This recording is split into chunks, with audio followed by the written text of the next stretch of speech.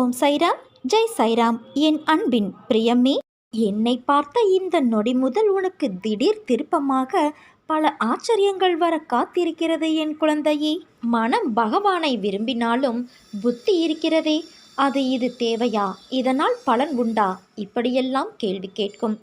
இவர் உண்மையிலேயே தந்தையின் உண்மையான அடியவரா, இவர் சொன்னால் நடக்குமா என்றெல்லாம் கேட்டு மனதின் நம்பிக்கையை தளர்த்திவிடும்.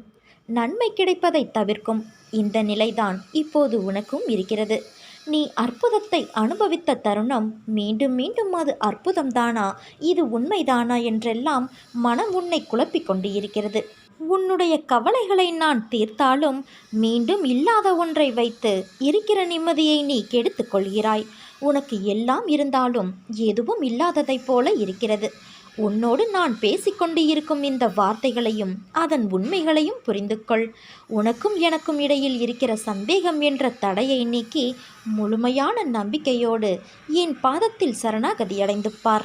நீ பயணித்த பாதையில் முட்கள் மட்டுமே இதுவரை பார்த்து அதில் நீ வலியோடு நடந்து சென்ற வேதனைகள் எல்லாம் இப்போது எப்படி மாறியது என்று நீ நினைத்து வியக்கும் அளவிற்கு நிச்சயம் மாறுதல்கள் நடைபெறும். நம்பிக்கையை நீ இழந்தாலும் நான் அதை அதிகமாக்க செய்வேன். எல்லாம் தெளிவு பெற்று முன்னோக்கி மகிழ்ச்சியாய் செல்லும் காலம் வந்துவிட்டது குழந்தையே. இது நிச்சயம் அரங்கேறும். உன்னை நான் அழைப்பேன். கண்ணீரோடு கூடிய சந்தோஷத்தில் என் பிள்ளையை காண நான் ஏங்கிக் கொண்டு இருக்கிறேன். என்னை நீ ஏமாற்றி விடாதே. என்னை தஞ்சமடைந்த உன்னை நான் எப்போதும் நிர்கதியாக இருக்க விட மாட்டேன். ஒருபோதும் உன்னை கைவிடவும் மாட்டேன் என்பதையும் நீ உறுதியாக நம்பு. உன் நம்பிக்கை வீண் போகாது. இன்னும் கொஞ்ச காலத்தில் உன் பிரச்சனைகள், நோய், கடன், கசப்பான உறவுகள் அனைத்தும் மாறி அனைத்திலும் நீ சுகமாக வாழ ஆரம்பிப்பாய். இன்ப நேரத்தில் உன் தந்தையான நான் உன்னோடு இருக்கிறேன் என்றும், துன்ப நேரத்தில் நான் உன்னை கைவிட்டு விட்டேன் என்று நான் இல்லை என்றும் நினைத்து கொள்கிறாய். நான் இருப்பது உண்மை என்பதில் உறுதியாக இருந்தால் எந்த நிலையிலும் நீ நம்பிக்கை இழக்க மாட்டாய். நம்பிக்கை இழந்தவர்களுக்கு நான் இல்லை என்பது உண்மைதான்.